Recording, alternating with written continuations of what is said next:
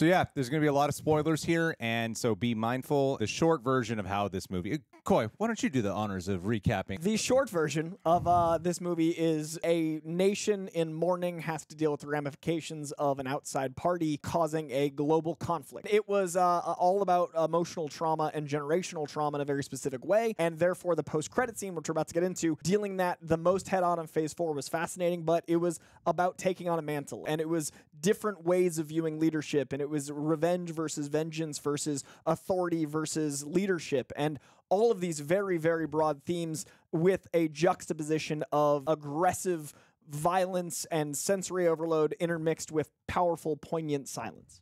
It's a lot of movie. That does not explain how we get to the post-credits.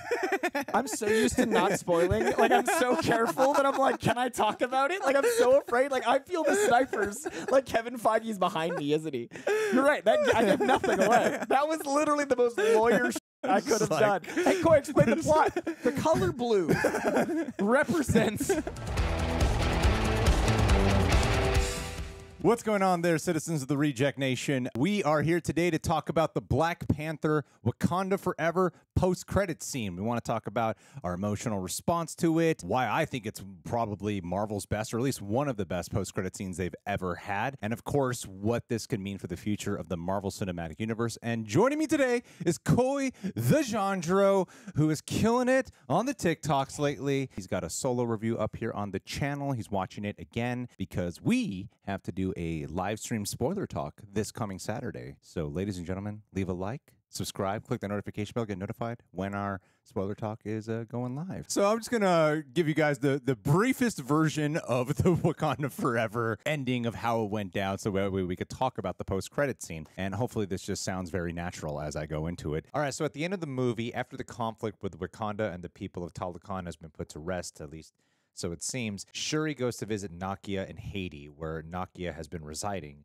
But before the credits roll, Shuri is readying herself to let go at this time of grief and burn T'Challa's white robes on the beach, do it alone, something that she refused to do earlier in the film. In the mid-credit scene, however, Nakia joins Shuri on the beach, but she has a kid with her who we end up learning is T'Challa's son, who goes by the name Toussaint, but whose real name is actually also T'Challa, making him Prince T'Challa. Now, before we dive into the details of this post-credit scene, I just gotta say, in that ending itself, just like before the credits start rolling, before the mid-credit scene, I love the way they captured it, because when she's on the beach and then she closes her eyes and it's just silence, you could feel the waves. It feels truly mournful and sorrowful. And mirroring the opening MCU credits, which is my favorite, I think, remix of what that world is. Like, the movie opens with just a Chadwick tribute, and the opening MCU credits were set to silence, or set to wind, basically. And then the wind we hear at the very end of the film. So it bookends the film. And I totally agree. That was such a powerful, remorseful moment. But I also love that the last bit of levity we had before that was her being like, I've got to go do something first. And then it gives you the 3 things she might be doing. Like, I love that it was like, it cuts to the ceremony that M'Baku is taking over. It cuts to Ross. It gives you like, oh, I bet she's doing that. And then what she's actually doing is this. And I was really impressed that I was like, oh, like they actually got me, and then it was the most sad possible fucking ending, which was great. In the mid-credit scene itself, what I love so much of why I think it's one of the best mid-credit scenes in any of Marvel is because the movie honestly could have just ended right there with Shuri crying, letting go, like getting to the stage of grief, of acceptance. Because acceptance doesn't mean like I'm happy. Acceptance is I'm ready to move on now. I'm ready to let go. As hard as it is, I'll never forget you. You'll always be in my memories. You'll always be with me. But that doesn't mean that I have to just be in anger anymore. You know, the 4 prior stages to acceptance of grief. So it could have ended right there. And what I love about that mid-credit scene is that feels like an epilogue and or the real ending of the film. Most of the time, these mid-credit scenes or post-credit scenes purely feel like a setup for the future. They feel like a commercial is what I'm getting at. And a lot of times, that commercial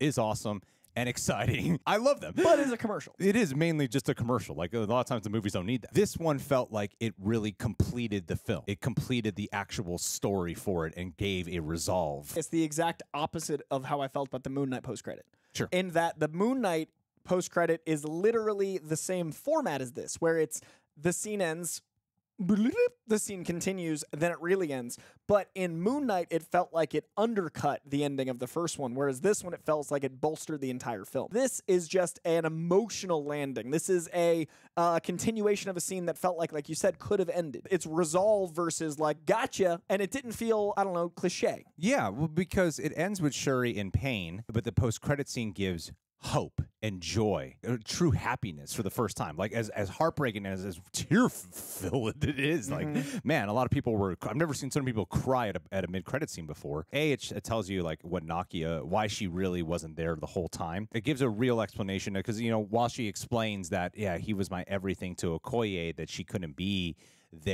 present for any of this because it was too painful for her, you find out there was actually a deeper reasoning that involved T'Challa himself. And why Queen Ramonda was okay with that. Like, I love that one line gave us closure for Ramonda's arc and her experience. And it also gave us a moment of realizing that, Angela Bassett got to meet her grandchild. Like, that was a beautiful moment, even in dialogue. And I don't know who this boy is, but I swear it's fantastic. Because she has, what they reveal is that Nakia had a son with T'Challa. So basically, instead of dealing with the pressure of being the son of T'Challa, instead of dealing with the pressure of being the assumed ruler of an entire nation and seeing what that had done to T'Challa, they have him be raised in Haiti. And I love this name choice. I really love, and full credit to John. Basically, this character is the Prince T'Challa, which to me is this beautiful message of rebirth that the entire Phase 4 has been about. The Phase 4 experience has been mourning, therapy, going through the processes of grief, and then rebirth. And the reason this is a post-credit scene that I think sings higher than most is you get this great tease with one name, much like a secret identity,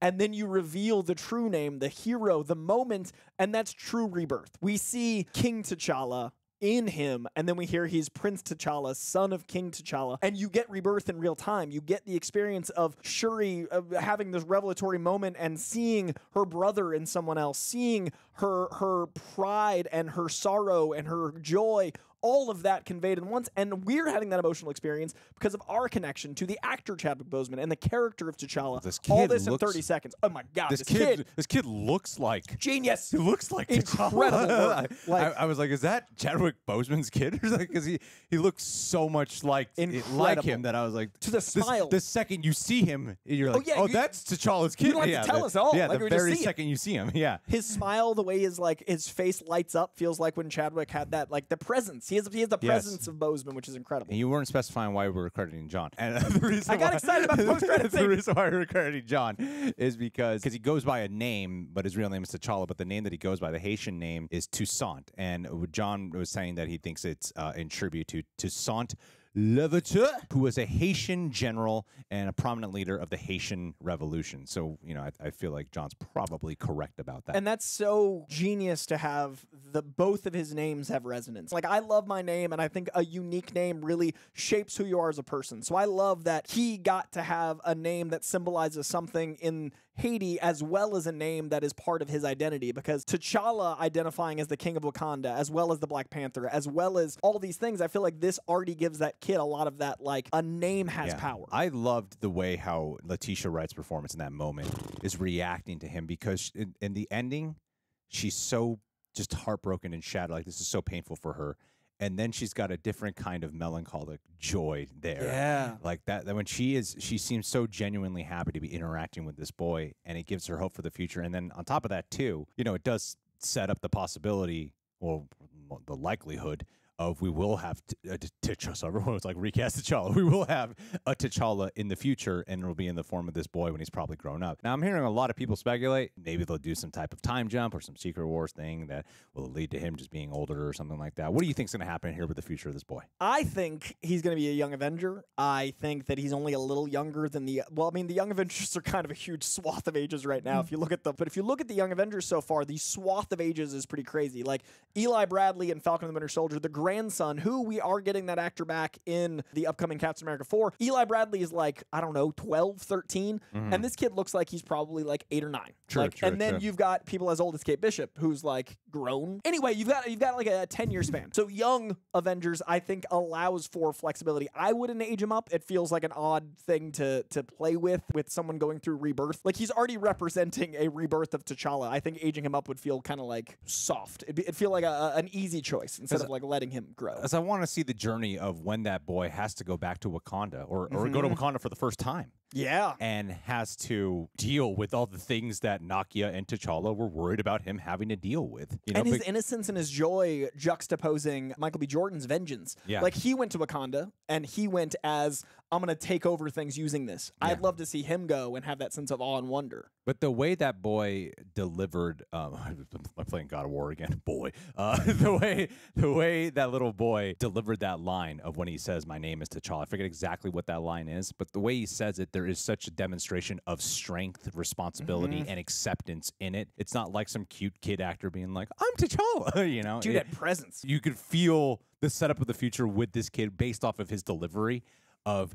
He is priming himself mentally and emotionally to go to Wakanda one day. It hit me really hard in real life, my experience of how important it is to talk about death with children. Yeah. Like, I had a moment of, I love how she has addressed that his father is gone with a sense of joy and pride. Like, he wasn't sad talking about T'Challa. True, he was true. proud of his father. When they said Baba, it felt like a moment for him, not like, oh. And I feel like a lot of people just talk about death so sadly and loss so sadly. It was really an impactful moment for me as a human to be like, death is inevitable and death is a part of our experience. So we need to address things in a way that it doesn't cripple us. And I really love how this is all. I'm like, this is a 30-second scene. Like, this scene is not long, and we're like this riveted by it. Yeah.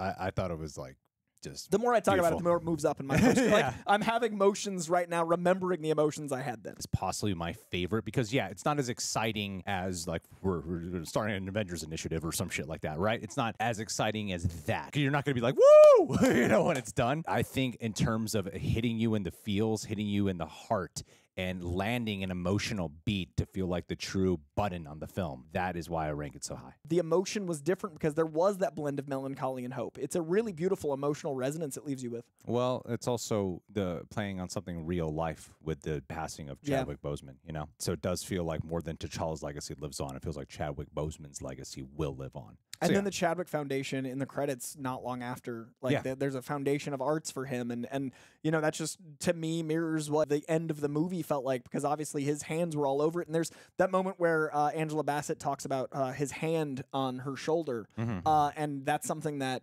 they kept referring to on set. Like, Ryan Coogler talked about when he was filming, he felt Chadwick's hand in his shoulder. And like the fact that they were using things of their real life experiences in art, that's what art is for, is to like process emotion. True. I love that this post-credit scene, much like them using Chadwick's hand, is a processing of emotion. And I think that's really cathartic for both the audience, the creators, the filmmakers, the experience of how important Black Panther is to people, how much more than just a character he is to an entire people, and how this child seems to understand in this portrayal, like, I don't know the child, but in this portrayal, the weight of that. Yeah, see, I don't know any Marvel post-credit scene where you would talk like this about it, so that's why it's my favorite. I think it's a uniquely emotional experience, and I don't think that's going to be for everyone, because I No. think people go to these movies for different reasons. I think Wakanda Forever won't be for everyone. Oh, definitely not. I'm avoiding the Rotten Tomato score. Smart.